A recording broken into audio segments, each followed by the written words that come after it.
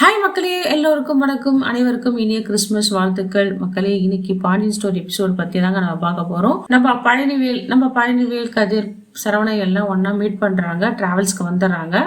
அங்க கொஞ்சம் சரக்கும் வாங்கிட்டு வந்துடுறாரு கதிர். ஏன்னா மனசுல இருக்கிற கவலைலாம் போகணும்ல.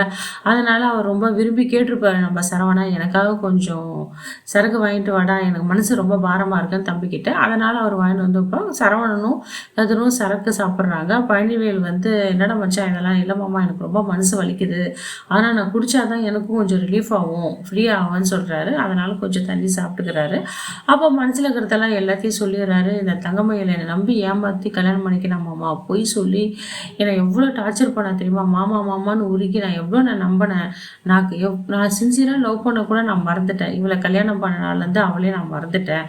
அப்பா பேச்சு கேட்டு நான் கல்யாணம் பண்ணிக்கிறேன். ஆனால் என் வாழ்க்கை வந்து இப்படி ஆயிடுச்சு. அவர் மேலேயும் நான் குறை சொல்ல மாட்டேன். இவங்க ஏமாத்துக்காரங்களை வந்து அவங்க என்ன பண்ணுவாங்க, அப்பாவும் இதில் ஏமாற்றப்பட்டவர் தான். அவருக்கு என்ன தெரியுமா இவங்களை பற்றி, நல்லவங்க மாதிரி பேசி நடித்து நாடகம் ஆடி என்னை ஏமாத்திட்டாங்க மாமா, வயிற்றுல குழந்தை இருக்குன்னு சொல்லிட்டு அதுலேயும் ஒரு பொய் பேசினான். எவ்வளோ பொய் மாமா, நானும் எவ்வளோதான் மாமா சமாளிப்பேன். இதெல்லாம் தம் பிடிச்சிட்டு இருந்தேன். அவங்க அப்பா வர கடையில் பணம் திருடி வீட்டில் வேற என்னை வேற ஒரு பொண்ணுக்கிட்ட வந்து தப்பான உறவு இருக்குன்னு சொல்லிட்டு என்னை பற்றி தப்பாக பேசிக்கிட்டு நாடகம் ஆடி என்னென்ன பண்ணா தெரியுமா மாமா, அதெல்லாம் நினச்சா எனக்கு அருவருப்பாக இருக்கு மாமா. வயசு கூட நான் நினைக்கலாமாம்மா, அது கூட போட்டோம். எவ்வளோ பொய் சொன்னான், அதெல்லாம் சகிச்சுக்கிட்டு இருந்தார். நைட்டு என்னால் நிம்மதியாக தூங்க முடியாது.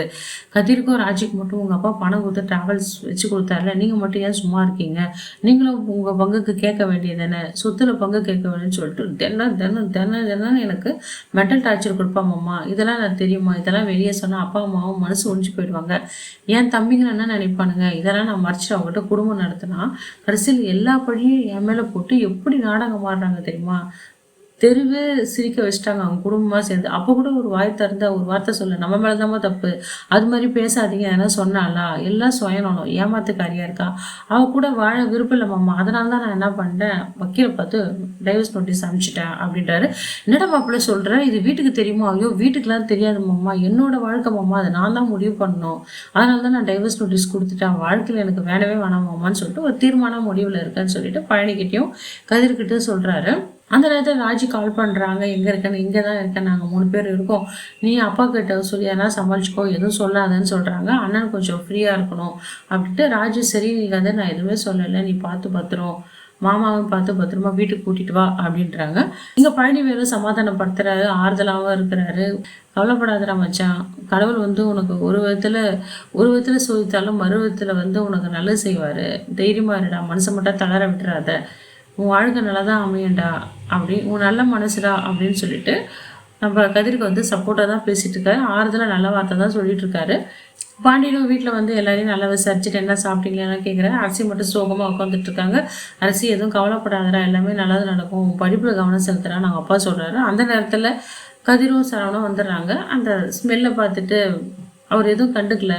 கோமதி கிட்ட தன் பொண்டாடிக்கிட்ட வந்து எதுவுமே அவர் எதுவுமே யாரையும் அவங்களை எதுவுமே சொல்லலை. உடனே அவங்க கேட்குறாரு, என்னப்பா தண்ணி சாப்பிட்டீங்களா, ஏன்டா அதெல்லாம் சாப்பிட்டு உடம்பு கற்றுக்கிறீங்க அப்படின்றாங்க. சரி பார்த்து போங்கப்பான்னு சொல்லிட்டு அந்த நேரத்தில் பசங்க எதுவும் திட்டாத அனுப்பிச்சிடுறாரு. ராஜி வந்து கதிர் திட்டு, இதெல்லாம் உன் வேலையா, இதெல்லாம் உனக்கு தேவையா, எதுக்கு இது மாதிரிலாம் நீ பண்ணிட்டு இருக்க, எனக்கு இதெல்லாம் பிடிக்காது, தண்ணி சாப்பிட்டா பார்த்துக்கோன்னு சொல்லிட்டு திட்டிட்டு இருக்காங்க கதிரை. நம்ம செந்தில் மீனா மயில் வீட்டுக்கு போனதை கண்டுபிடிச்சிடுறாரு. இதெல்லாம் உனக்கு தேவையா மீனா, எதுக்கு இது மாதிரிலாம் பண்ணிட்டு இருக்க, நம்ம அண்ணனுக்கு துரோகம் பண்ணவளை போயிட்டு நம்ம அண்ணனுக்கு துரோகம் பண்ண வீட்டுக்கு போயிருக்கேன், எப்படி நீ சேர்த்து வைக்கலாம்னு பிளான் பண்ணிட்டு இருக்க, அது மட்டும் கனவுல கூட நடக்காது மீனா, துரோகம் பண்ணவங்களுக்கு போய் சப்போர்ட் பண்ணுற அக்கான்னு சொல்லிட்டு எனக்கு எல்லாம் தெரியாது நினச்சிக்கிட்டியா, எனக்கு தெரியும் நீ அங்கே தான் போயிட்டு வந்த, அப்பா எல்லாம் நினச்சா என்ன நினைப்பாங்க, ஏன் இப்படி பண்ணுறேன்னு சொல்லிட்டு மீனாவை எதுவும் பேச விடாத பண்ணிட்டு இருக்காங்க. இல்லைங்க நான் எதுவும் போலங்க, அவங்க தான் ஃபோன் பண்ணி உங்கள்கிட்ட பேசணும்னு சொன்னாங்க, என்கிட்ட பேசணும்னு சொன்னாங்க, அதனால தான் நான் போனேன்னு சொல்கிறாரு. இதெல்லாம் சரியில்லை மீனா, நீ பண்ணுறது எனக்கு சுத்தமாக பிடிக்கல, நீ தங்கமையில பார்க்கக்கூடாது, அவங்க வீட்டுக்கு போகக்கூடாது, பேசக்கூடாது, தேவையில்லாமல் பிரச்சனை நீ தலையிடாத அப்படின்னு சொல்லிட்டு மீனாவதி கேட்டு போயிடுறாரு. இதோட இந்த எபிசோடு முடியுதுங்க. அடுத்த ஒரு எபிசோட்ல வந்து பாண்டியன் ஸ்டோர் குடும்பத்துல என்ன நடக்குதுன்னு பார்க்கலாம். டைவர்ஸ் கிடைச்சிருமா தங்கமயிலுக்கு, அடுத்த சரவணன் என்ன பண்ண போறாரு, இந்த பாக்கி தான் சும்மா விடுவாளா, அவள் பதிலுக்கு என்ன பண்ணுவா போன்ற பல சுவாரஸ்யமான விஷயம் நம்மளுக்கு காத்துட்டு இருக்கு மக்களே.